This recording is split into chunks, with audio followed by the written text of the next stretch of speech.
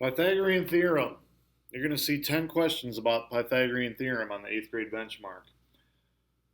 This is the Pythagorean Theorem. A squared plus b squared equals c squared. What does it mean? It means, how do you find the side of a right triangle? Pythagorean Theorem always goes with right triangles. Each one of these letters represents one of the three sides of the triangle. C is always the hypotenuse, the diagonal side. I didn't label A or B because it doesn't matter which one's A and which one's B. A and B are always the straight sides that make up the right angle. C is always the hypotenuse.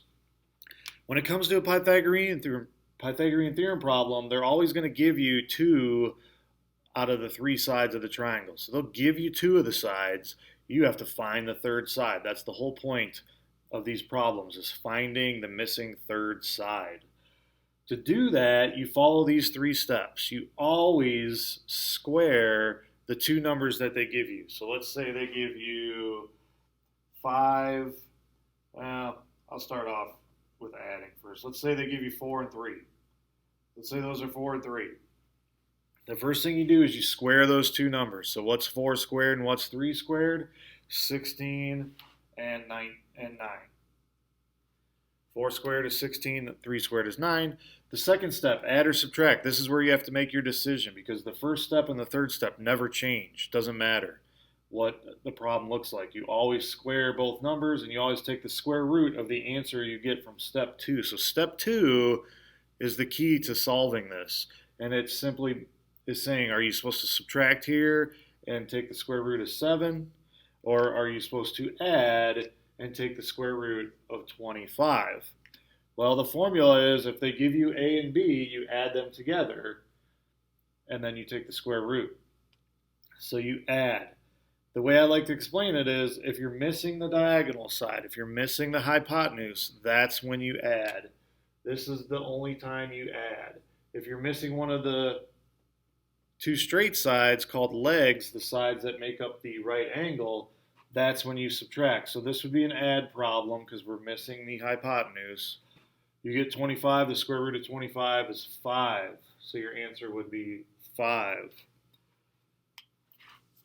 If the two numbers I gave you were not on the legs, let's say one of them was the hypotenuse, now you're looking for one of the legs, you're looking for this side right here. That means you have to subtract, and this would be the square root of 7. The reason you subtract, let's say we called this side B, A squared would be 9, C squared would be 16. How do you solve for B squared? You subtract 9 to the other side. So this is just the algebra part. This is what you're actually doing. They match each other. So if you like formulas and algebra, you can just substitute in numbers for these letters and solve for whatever letter you're missing, whatever variable you're missing. You subtract 9 to the other side. 16 minus 9. We know we have to subtract because we're missing a straight side, a leg, a side that makes up a right angle.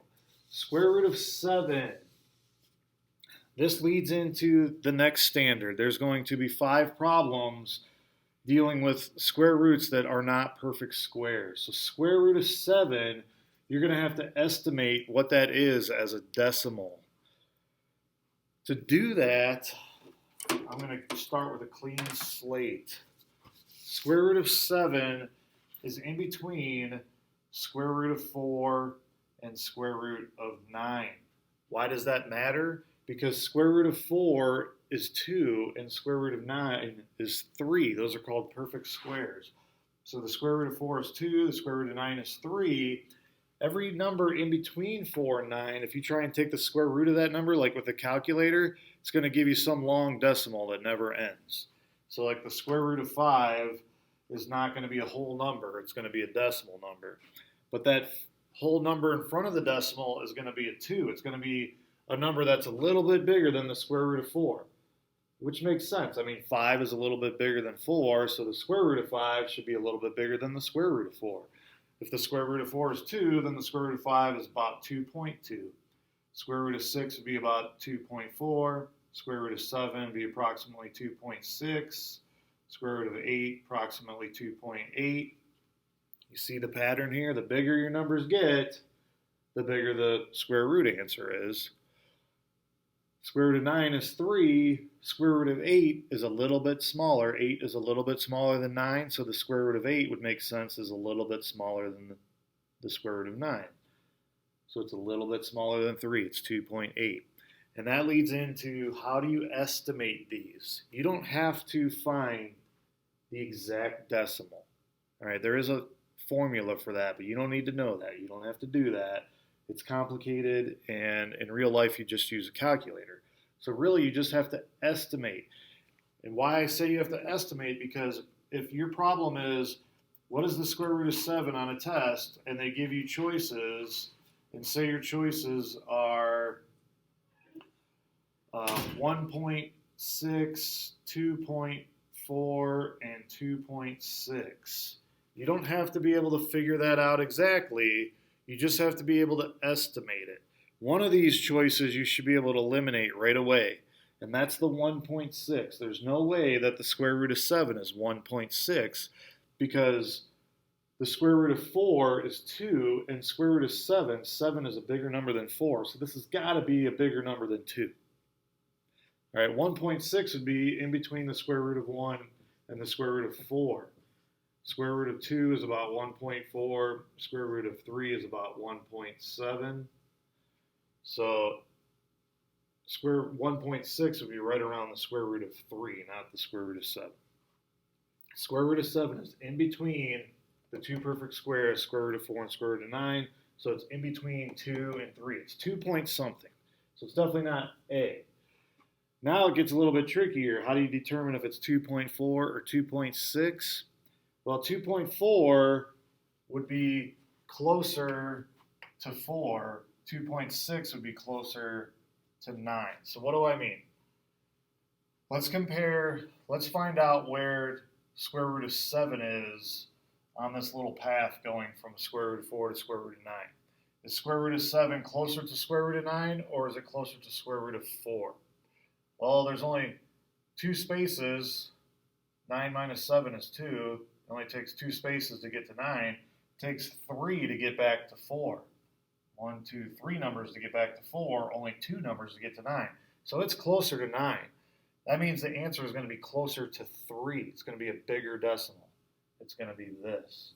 If I said, let me start over with another example like this with bigger numbers. And then I'm done. Let's say I say the square root of 85. I'll give you 3 choices. The square root of 85, let's say it's 8.8, 9.2, or 9.8. Again, you should be able to eliminate 8.8.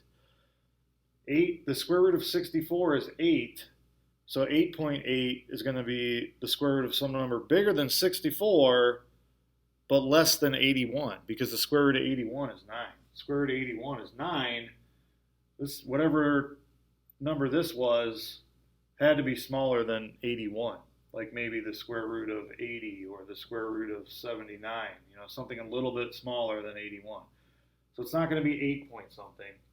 It's going to be 9 point something, because once you get past 81, now you're into the 9.1, 9.2, 9.3. So this might be square root of 82, so on and so forth. So it's definitely 9 point something. But how do you know which one to pick, 9.2 or 9.8? Well, you got to find square root of 85 is in between square root of 100 and square root of 81. Which one is it closer to? 85 is much closer to 81 than it is to 100. I think you could see that. Since it's much closer to 81, the decimal is going to be smaller. If it was much closer to 100, the decimal would be bigger. So if I were to ask you, what is the square root of 96, then you would pick 9.8 because it's almost to 10. But I didn't. I said, what's the square root of 85? It's just a little bit bigger than the square root of 9, so it'd be 9.2. So the square root of 85 was 9.2. All right, that's kind of like 2 lessons in one. That's a Pythagorean theorem, and then when you get an answer for your Pythagorean theorem that's not a perfect square, you're going to have to estimate the decimal. and that's how you do that. So I kind of knocked out two birds with one stone there in one video. You're welcome.